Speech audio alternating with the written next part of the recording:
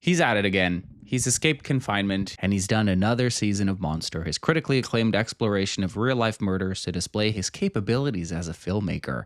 Ryan Murphy, count your days. Actually, we shouldn't blame Ryan Murphy because this series was spearheaded by Ian Brennan, his longtime collaborator. We know him, right? From Glee, Scream Queens, and everything else that Ryan has done.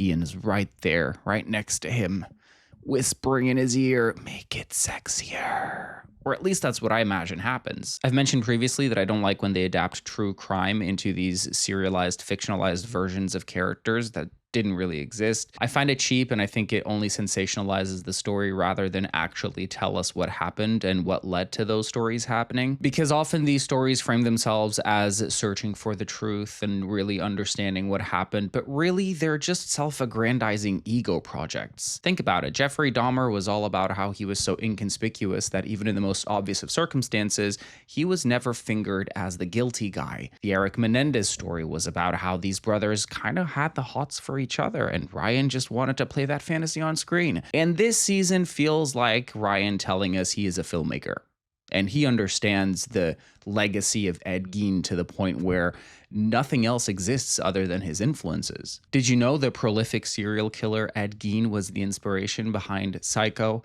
Texas Chainsaw Massacre, and The Silence of the Lambs? Oh, you didn't?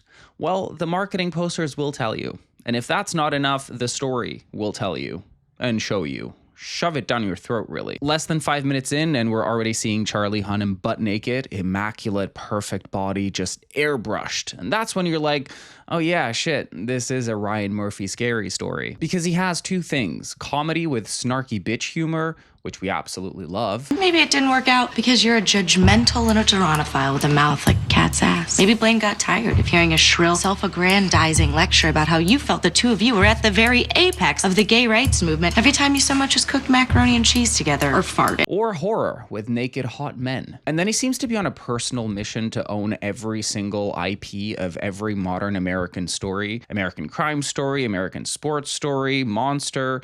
Imagine doing all this and then you go to his Wikipedia page and find out that he's Canadian. To his credit, one thing that Ryan Murphy can do is bring out good performances with the cast he's working with at the minute. Even if it's more unknown actors with little experience, he always manages to bring out the best in them, which is why these series are always nominated for all the awards imaginable. Even if they don't win them all, they're always there. Which leads me to Charlie Hunnam as Ed Gein. Perfect performance. Fantastic even. And that voice. Henry, you alright? I got you real good, but you're alright. Guys, do you remember in Scary Movie 1 when Ray goes to the bathroom and he hears someone on the other side? That's what he sounds like in the entire series. And I think there's been some criticism on the voice that he used. I think it's a creepy voice, but a fun voice nonetheless. It's funny. Where you been? Oh, Mother's gonna whip you when she sees you. I'm very confused, officer. I don't remember killing anyone. I love my mother. And they seem to run out of story pretty quickly because the season seems more interested in establishing all of these inspirations and how Ed Gein was basically the origin story of America's obsession with gore and violence in cinema, that they lose focus from the actual story being told. They lose focus from the title character, Ed Gein. It also felt like they wanted to put their stamp on all of these origin stories like Psycho, Texas Chainsaw Massacre, The Silence of the Lambs, Alfred Hitchcock's life, Anthony Perkins' life. They just wanted to cross-pollinate as many stories as possible to really paint this cinematic picture of Ed Gein's life. And I think that's the problem. They're trying to turn his delusions and his crimes into this cinematic moment, something that is entertaining and thrilling. And in doing so, they bastardize the story completely, which is why it comes across as exploitation. They're more interested in sensationalizing every detail of the story, no matter how accurate or inaccurate it is, than to actually give us a genuine insight into what Ed Gein's life was. And even if we took all of the details as accurate, the pacing of the show is absolutely atrocious. It is boring. Like, even by Ryan Murphy standards, where he takes his time to establish characters and build the narrative slowly to give them more credence, it just drags a lot. And then we see so many of these other characters, so many of these stories that were absolutely fictionalized for the series to work, that I'm just wondering, what are we doing here? In a way, the series is trying to tell us that all of these adaptations have changed details of the story and how he's never been able to tell his own story while doing exactly that. So like, are we going to prove a point by making the same point? Are we going to show how people are wrong by us being wrong as well? But let's break down the series episode by episode, and I'm going to touch on the more glaring inaccuracies, but also the main focus of the story and how it bored me to death, really. So make sure to subscribe down below so I can keep making these videos. Thank you. The first episode establishes Ed Gein, and not even 5 minutes in, he's already butt naked on screen, showing off his perfect ass cheeks. His body is groomed to perfection. This man's skin, and this is one of my issues with Ryan Murphy's adaptations of true stories, is that he always presents them as these glamorous beings, like absolutely drop dead gorgeous. And for what?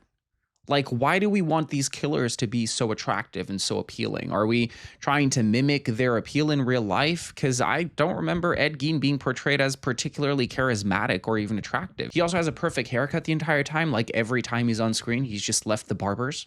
Okay. It's almost like this is a fantasy of what Ryan Murphy wanted him to look like. I keep saying Ryan. I should say Ian Brennan, really. He was the showrunner. Ian, let's talk. He lives with his mother in a Wisconsin farm, and she is an abusive, religious nut who paints all women as Jezebels. She forbids her son from ever going anywhere near a woman and repeatedly tells him that he's someone only a mother could love. This type of berating that breaks down his psyche and traumatizes him and feeds his obsession with his own mother, the only person in his life, apparently. The episode immediately takes some creative liberties when it comes to Ed's personal life, such as his brother, Henry. In real life, Henry was found asphyxiated near a fire, the official cause of his death, and they never performed an autopsy because there was no reason to suspect foul play. And by the time he was arrested, people theorized that maybe he could have killed his brother as well and planted his body. Well, that's the story that the series goes with. Ed bashes his brother's head in and then drags him and places him near the fire to cover up his death. So it shows that he is not that dumb after all. He's not that delusional that he is able to take out his brother and then plant his body and cover up a crime that to this day has never been attributed to him. Only in conjecturing and theories, and you know, that's what Ryan went with. Ian. Whoever. After his brother's passing, his mother had a stroke, which is also true. We then see that Ed becomes fascinated with this Nazi war criminal Ilse Koch, who was known for creating household items out of the skin of Jews. And they invented a comic book that exists in this series detailing her crimes, which was their way of signaling a major pivot in Ed Gein's life, the point where he started experimenting with human skin. Because his mother dies shortly after, and unable to accept her death, he digs up a body. But he doesn't dig up his mother because, in his words, he couldn't violate her. So instead, he dug up a random body and dressed that body as his mother, and then kept that body in his home to be a physical presence of his mother's psychological presence in his mind. Yeah, I mean, that's her, that's mother. Me when I say Lady Gaga walk into a room. I don't know how to describe it. That body is mother. Episode 2. Ed Gein hallucinates runaway Jews from a concentration camp trying to break into his house. Okay. I know what I've been doing. I'm not a historian, it just feels a bit cheap. And this is when we introduce the parallel stories to paint Ed Gein's influence in the real world, starting with Alfred Hitchcock making Psycho. In case you didn't know, Ed Gein was the inspiration behind the movie Psycho. And they make some really bold, interesting choices, such as Anthony Perkins is in this as a character. They paint him as this almost nobody who suddenly got a big break by being cast in an Alfred Hitchcock movie, even though at the time he was already an Oscar-nominated actor.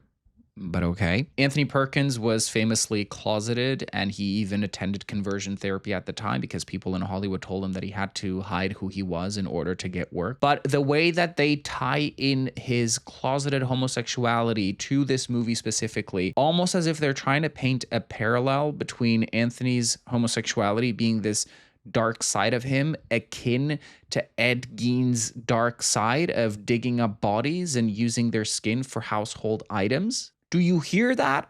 Do you hear how insane that is? Do you? It just felt like a cheap way of connecting real life elements with this story to make it, again, more cinematic, to show the consequences of the influence of Ed Gein. The series also establishes Ed Gein as having a sexual dysfunction he couldn't express, the cause of his crimes. And I will touch on this later on. Was he a cross-dresser? Was he not? Was he trans? Was he not? Spoiler alert, it was heavily fictionalized. Coming from someone that gave us pose, nonetheless. And the episode goes above and beyond to really establish a connection between Psycho and this story, to the point where they reenact the shower scene of Psycho, except they're using Charlie Hunnam dressed as Ed Gein, dressed as his mother, killing Adeline Watkins in the shower, which happens in the movie, not in real life. And it just feels self-aggrandizing. It feels like Ryan wanted to reenact this scene once again. He's already done it in Scream Queen Season 1 with the daughter of the actress from Psycho. We see a lot more of the knife actually going into the body. It cheapens the original scene because the original scene was known not for its graphic content, but for how not graphic it managed to be, right? Like, you feel like it's a lot more graphic than it is because of the angles and the shots and everything. It's a scene that's been studied in cinema. And instead, Ryan Murphy gives it to us, but with a lot more explicit violence. Okay. He really said, Alfred, let me fix your work for you. And then this Psycho parallel story continues into episode 3. My God, aren't we tired? With Anthony Perkins dealing with the fallout of having such an iconic character in his repertoire, then now people won't hire him because all they see is Norman. Norman is weird because Ed Gein is weird. I keep calling him Ed Gein or Ed Gein, Ed Gein. And then we have Anthony Perkins on the phone to his agent, literally being like, "Oh, thanks, Ed Gein, for ruining my career." And I'm like, yeah, this whole story, all of the violence surrounding this case, and what we need to feel sorry for is the Hollywood actor who can't get work because he played an iconic killer on screen. And then he does something even worse, like he deepens the parallels between Anthony Perkins and Norman Bates, like somehow he's becoming this deviant character, because why is Anthony Perkins watching Psycho while getting a blowjob from some guy? Even if this was the real story, why are we going so deep into it? But why are we also creating this fictional scenario just to compare Anthony Perkins to Norman Bates? I don't know what is asked of the audience at this point. I don't know. And then there's a scene where he has sex with a woman to try and, be straight. And he has her coddle him like a mommy would, almost to say Anthony Perkins is so obsessed with this image of Norman Bates and his deviancy that the only way for him to get it up for a woman is to pretend it's his mom from the movie where he played a psycho killer. Wow. Just wow. And the conclusion about this whole Psycho storyline is that Alfred Hitchcock unleashed something evil into the world. His movie Psycho has basically changed audiences and led them to want more violence and more gore on their screen, so he's unable to do other projects now. He's unable to be conceptual and smart because people just want to see stabby stab. This is also the episode with Addison Rae, and I was genuinely impressed. Like, this is what I mean. He gets good performances out of anyone. Addison Rae was okay. She was good. What wasn't good is the fact that she plays Evelyn Hartley, a 14-year-old babysitter who at the time disappeared. She was never found, and Ed was never charged in her case, but that didn't stop Monster from fictionalizing her murder at the hands of Ed Gein. He kidnaps her because she stole his job as a babysitter, and then I just wonder, why did they hire a 25-year-old Addison Rae to play a 14-year-old girl strapped to this chair in underwear being tormented by Ed when none of it ever happened? Like, what was the idea here? The crime was never proven. The circumstances seem to paint her as a more mature girl, and all the sexual connotations surrounding it. It just, what gives, man? What gives, Ian? Explain yourself. Episode 4, and it's a good time to talk about Adeline Watkins, the character that we've been seeing in every single episode. She was a real person, but it's pretty much impossible to know how involved she was with Ed Gein. At the time of his arrest, she put out a statement saying that they had been going on and off for 20 years and that they talked about murders all the time and that he would do nice things for her, to the point where she felt like she was taking advantage of him. And that seems to be the narrative that Monster went with. She is, in the entire series, she is his girlfriend, and she starts slowly exhibiting signs of a darkness inside of her, which is another hallmark of Ryan Murphy's work. Just a couple of crazy Looney Tunes who bond over their shared admiration for the macabre. Okay. But in real life, days after that initial statement, she put out another one revoking all of her previous comments and saying that their relationship had been blown out of proportion. In fact, they had only had one date early on, like 20 years ago, at a roller skating rink, and that was it. And then they were just normal acquaintances that come from the same town. That was it. But most of the episode is dedicated to Bernice Worden, Ed Gein's last victim, and it seems like every woman in this town wanted to bonk him. And Bernice Worden kind of pissed me off because she was his last victim, right? And the series paints her as this older woman desperate for affection, predatorial even. She's a predator. She predates on Ed Gein, who's a simple-minded guy, and he goes along with it because he is attracted to her because she reminds him of his mother. And here we have a season of 8 episodes that seems to want to humanize Ed Gein, immortalize him, memorialize him, reform his image. Oh, another Nigel Farrar sighting, no way. Whereas his last victim just lives on in our screens now as a woman desperate for dick. She wanted to pound him and she did. And that's it. And then she dies. And it's like, oh, she was a crazy woman who wanted to move in with him after one night of lovemaking, and he killed her for it because he was just pressured by her. She was the town's bike. That hardware store lady, she's a town bicycle. Everybody's had a ride.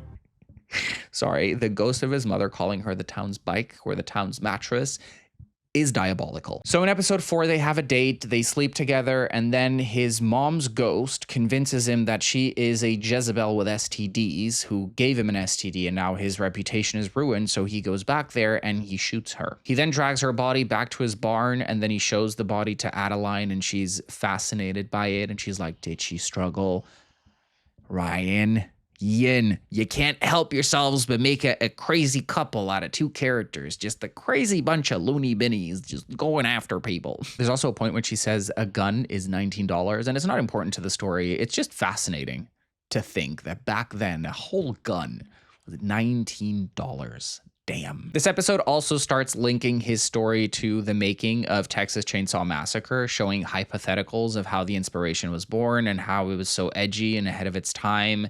And they stylize the shit out of these sequences, like this orange filter all over it. Like, we get it, you know, it's a different decade and it's a different story. It's in, like, do we have to give it the RuPaul's Drag Race Season 1 filter though? Do we have to? And they draw these parallels so much that it feels like they're trying to define Ed Gein by the inspirations rather than define the inspirations by Ed Gein, if you know what I mean. It's like they're drawing parallels that show that Ed Gein was the direct inspiration, and here's why. Because Leatherface did this whole thing where he swings the chainsaw over his head, so naturally we're going to show you Ed Gein doing the same, not because it happened, but because it's such a direct inspiration. It's like he did it. And then we're in the trailer of the guy who plays Leatherface, and the director is painting the mask, and we get this absolute out-of-pocket line. I'm a transvestite cannibal lesbian! From the same person who gave us Pose, no less. Yeah. Episode 5 spends an awful lot of time on Adeline Watkins wanting to leave town. Then she leaves town, realizes the world is very harsh for women who don't have anyone or any money, then comes back to town, and it's just a lot. Why are we seeing this? We don't even know if any of it happened. It's another detour. But before she leaves town, she convinces Ed to satiate his sexual desires with the corpses he digs up. Now, in real life, he was asked if he ever had any sexual relations with the corpses, and he said no, because they smelled, right? So he never did it. He was not a necrophiliac. But don't let that stop the series from making him a necrophiliac, because he starts doing it with the bodies to the point where when she comes back and he has the opportunity to do it with her, he tells her that she's too warm. So she goes into an ice bath to cool off. Okay. Ed Gein's story was already disturbing enough without us having to add fluff to it, right? Without us having to make up these fictional things that probably didn't happen or absolutely did not happen because he didn't have relations with corpses. He passed polygraph tests. Again, his crimes were not sexual in nature. It was all the obsession he had with his mother, but We'll get there. Episode 6 is probably the most accurate of them all. Bernice's son reports her missing, and that's when they start investigating, find out that Ed Gein was the last one to see her. They search his house and find all of these household items that he had been making out of the bodies he dug up. Because at that point, he was digging up bodies, he was removing their skin, and he was treating the skin to make household items like chairs, like lampshades, like crazy stuff. He's then arrested, and he says that he doesn't remember committing any of these crimes, that all he did was dig up graves. So he asks for a polygraph test, and then he passes it. Passes the polygraph test, denying association with all of these other crimes that were happening at the time. All of these disappearances that people tried to pin on Ed, he went on a polygraph and said, nope, I didn't do it, and it showed that he didn't. And this could mean one of two things. Either he committed them, but he's so mentally ill that he himself has no recollection of them, which means he is mentally insane and unfit to stand trial, which is what happened at the time, or he genuinely didn't commit them and he was innocent of these crimes. That said, he was guilty of 2 crimes specifically, namely the murder of Bernice Warden and Mary Hogan, a tavern owner, a death that we also see in episode 2 or 3.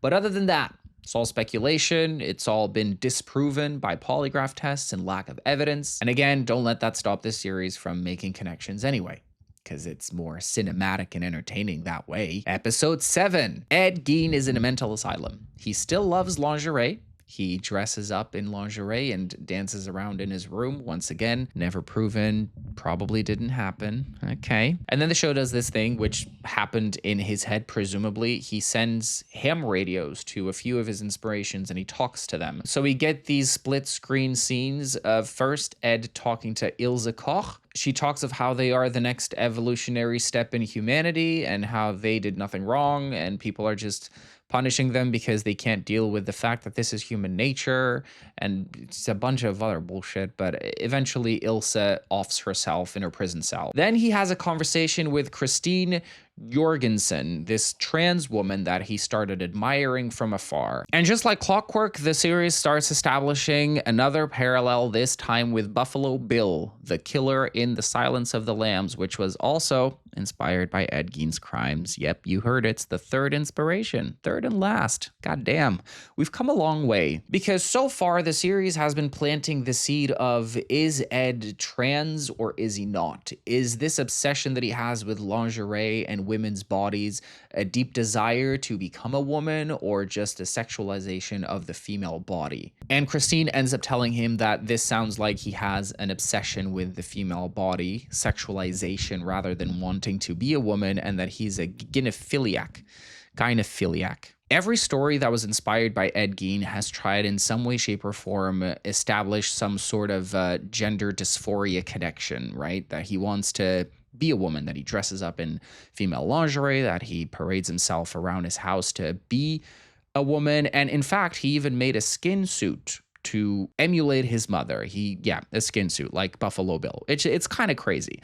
But the thing is, of all the evidence, of all the psychologists and everyone that has interviewed him and analyzed his case, they have said his confessions show obsession, not attraction. Gein spoke about digging up middle-aged women because they reminded him of his mother. He denied any sexual arousal in the usual sense, and his actions appear to have been ritualistic, delusional, and compulsive, not erotically motivated. He also didn't just wear lingerie around the house to feel like a woman. He would wear human skin to feel like his mother.